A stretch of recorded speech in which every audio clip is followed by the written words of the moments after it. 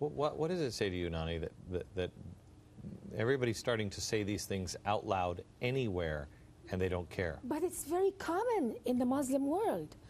They curse the Jews, go kill them, and you wonder why there are thousands of Muslim men who are ready to go kill themselves just to kill Jews. This is the normal,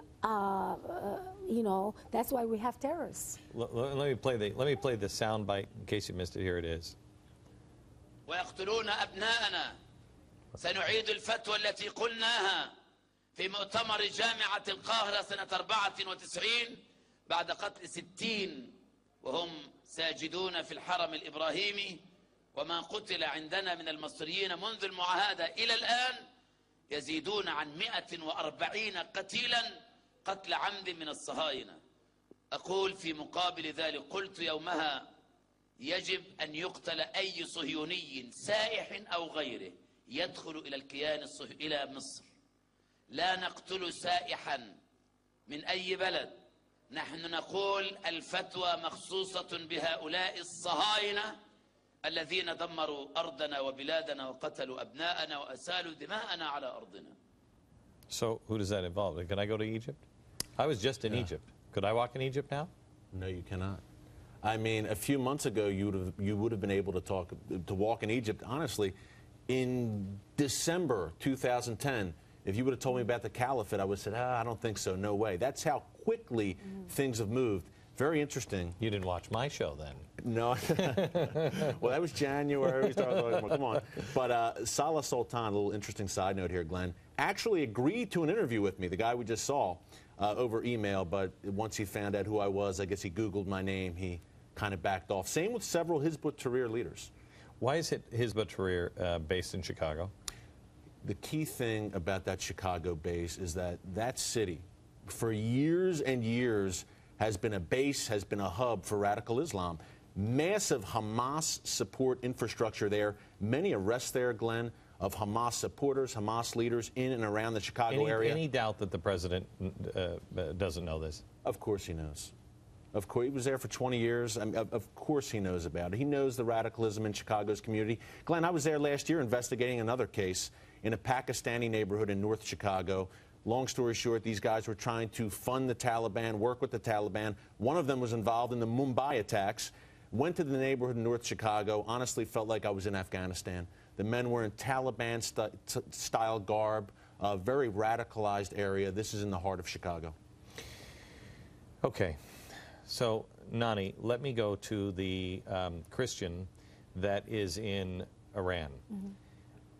I can't believe that this happened in the streets of St. Louis, where a guy, an Arab man, a Muslim, has the Star of David carved into his back. But we also have in Iran and in Egypt the persecution of Christians. Yes. You have the persecution here of Christians, I believe, and all faiths by the left of our nation. But it's different over there. The Coptic Christians, let's start with the Coptic Christians in Egypt. It's an awful situation. I think since the revolution started, there's about 190,000 Coptic Christians who left the country, ran away, all over the world. I'm not sure exactly, but there is also the problem of people who are leaving Islam in Egypt, who are contacting me, pleading with me, how can we come to America? Because if my family just sees my Bible that I'm hiding under my bed, they will kill me. And are the moderate Muslims here in America worried? Worried about what's going on, seeing what's happening Unfortunately, the moderate Muslims, or those who don't like to do violence, Muslims who don't like violence, they are silent. They are silent, and that is something that they're silent against what's happening to the killing of apostates.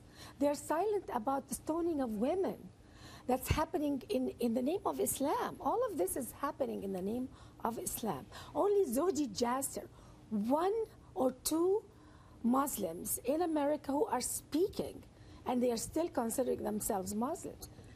You know who controls the conversation in the Muslim community in America? The Muslim Brotherhood. That's not just me saying that. The Muslim Brotherhood's own documents, uncovered by our FBI, named several leading American Muslim groups you see on CNN, New York Times, quoted as moderates. The Brotherhood themselves named these groups as, quote, friends of our organizations. These are our people. Now, our government has these documents. These are Brotherhood documents, believe it or not, Glenn, captured 10 minutes from the White House in Northern Virginia back in 2004. The Muslim Brotherhood blueprint for America. They lay it all out. They name their allies. Imagine if we had this during World War II, the Nazi blueprint. We have the Brotherhood's blueprint. Our government has it in their possession, naming groups like these. You've seen it. You've seen it. It's readily available online, anywhere. We should go through it more. Yeah, we should. The Islamic Society of North America, ISNA. Now, the president of ISNA had a front row seat at President Obama's iftar dinner back in August.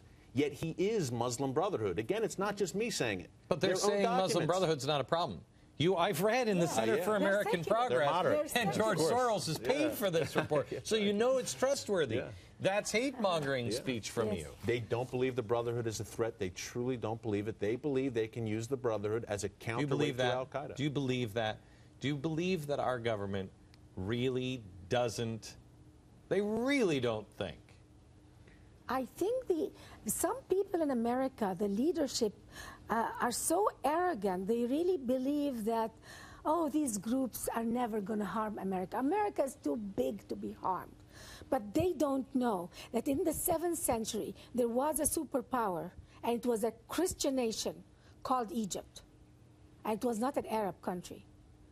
And it was invaded by a much smaller, much less important civilization from the Arabian Peninsula. They came in with their sword.